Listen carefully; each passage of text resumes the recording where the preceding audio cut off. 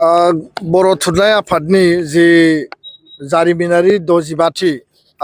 बिजनि थेंफाख्रिनि जि जथुम्मा दिनै 3थि सान बा जोबथा साननि हाबाफारि खिन्थु मैया मोनाबिलियाव प्राय हरनि 1टा बाजियाव जि जोबथा थान्दै मेल दङमोन बे जथुम्मानि आरो गोजाम आफादखौ सिमफायनानै गोदान आफाद दानाय जि बेयाव हाबाफारि जागायजेनदोंल'सोमोन रिजलिउसन एडप्ट खालामनाय जाबाय आरो गासै थान्दैफोरा गणतान्त्रिक भाबै शान्तिपुर्ण भाबै गावबा गावनि खोथा बाथ्राफोरखौ इसुसफोरखौ बे थान्दै मेलाव बिथांमोना दैखांदों आरो दुलाराय बर' फरायसा आफाद हिसाबै जोङो लोब्बा आफाद हिसाबै जोङो जोबोद गोजोनै जोङो जेबो बाथ्रा बुङाबासिनो थान्दैफोरनि खोथाफोरखौ इसुसफोरखौ एजेन्डाफोरखौ खोनासंनानै हाबा मावलांनायनि खोथाफोरखौ जोङो बे गोसोखांबाय थादोंमोन आरो बे समावनो जेला गोजाम आफादखौ सिमफायनानै गोदान आफाद दानायनि हाबाफारिया जागायो आरो बिबान सायख'लायनायनि हाबाफारियाबो प्राय मोनसे पर्यायाव जोबहां थासारिसिम सहैबायमोन नाथाय बे समावनो अन्याय भाबै आरो मोनसे हिंसानि परिबेस परिस्थिति लानानै गोबां बेबायदि जायफोरनि गोदोनायाव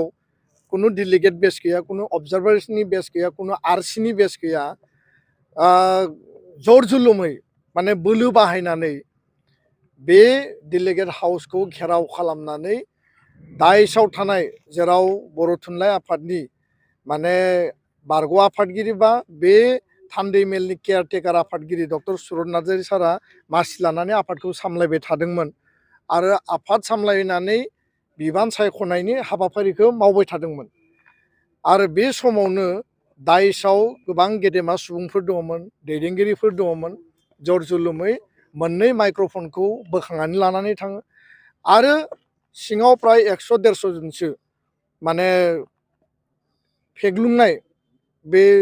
माखासे सन्देहजनक व्यक्तिफोरा माने इनाय आरो अनागारि गोसो लानानै हिंसानि गोसो लानानै दुम दाखाल खालामो दावराव दावसि खालामो आरो धमकि होयो जे माने बे थान्दै मेलखौ बन्द खालामनांगौ आरो बिथांमोना मा उद्देश्य दङ जों मिथिया खिन्थु कुनु खोथा गैया बाथ्रा गैया खारन बे बर' थुनलाइ आफादनि पबित्र मोनसे थान्दै मेल आरो बे पबित्र थान्दै मेलाव गासै जिल्ला आफादफोरा साफाहै CAC मेम्बार दैथायहरदों आरो जायफोरखौ CAC दैथायहरदों बिथांमोनखौनो जिल्ला आफादफ्रा सायख'दों बासिदों लोब्बा आफादफ्राथ' कुनु बेयाव रल आरो रेसपन्सिबिलिटिखौनो लायाखै साहित्य सभानि जिल्ला आफादफ्रानो गावबा गाव सायख'नायनि हाबाफारिखौ मावबाय थादों आरो गणतान्त्रिक भाबै शान्तिपुर्ण भाबै जुक्तिखौ होलायनानै हाबाफारिया आवगायगासिनो दंमोन दा बेखायनो सोरनि मा मेन्टेलिटि दङ आरो सोर बेखौ उदखारि खालामनो नागिरदों सोर इनाय अनागारि खालामनो नागिरदों दुम दाखाल खालामनो नागिरदों दादागिरि गुन्दागिरि खालामनानै बर' थुनलाइ आफाद बायदि मोनसे पबित्र अनुस्थान माहारिनि गोथार आफाद जातीय आफाद 65 बोसोर आगान सुरनानै दिनै 80 सिडुलाव जोंनि रावखौ थिसननो हानाय साहित्य एकाडेमि मोननो हानाय इसिबां महान जोङो थुनलाइ सृष्टि खालामबाय बेबायदि जुथुमायाव जि दुम दाखाल खालामबाय बे थारैनो दुखुनांथाव लाजिथाव आरो बे जाथायखौ जों गोख्रों रावजों दुलाराय बर' फरायसा आफादा जोङो बर' माहारिनि जानानै सोंखारि आरो बेबायदि जाथाया बर' हारिखौ लाजि फोनाङो बर' थुनलाइ आफादखौ लाजि फोनाङो आरो बिनि गेजेरजों जोंनि थुनलाइनि जोंनि आफादनि बर' थुनलाइ आफादनि बर' माहारिनि जि मान मर्यादाया गुबुननि नोजोराव बा मुलुगनां थासारियाव गुबुननि थासारियाव जोङो लाजिथावना मोनसे मोखां देखायनो हायै मोनसे थासारिखौ लाबोयो आरो बेयाव रावबो थुनलाइ आफादनि सोद्रोमा व्यक्तिया बा बेयाव लोब्बा आफादनि सोद्रोमा व्यक्तिया बा बेयाव आरसि आरो डेलिगेट जानानै फैनाय अबजार्भार जानानै फैनाय व्यक्तिया बेयाव इनभल्भ गैया बे टटेलि बाहेरनिफ्राय डिजाइन खालामनानै फैनाय मोनसे आक्रमणमोन मोनसे थासारिमोन आरो मा उद्देश्यजों खालामदों मानो खालामदों बे खोथायानो दिनै साननो गोनां खारन थांनाय 6 बोसोराव बर' थुनलाइ आफादनि जुथुमायाव जों बेबायदि थासारिखौ नुबोफेराखैमोन थांनाय समाव जादों गुलि गावग्लुंनाय जादोंमोन दतमायाव गुबुन थासारियाव आरो दिनै फिन खेबसेबाव बेबायदि हिंसानि थासारिखौ लाबोफिननो नागिरनाया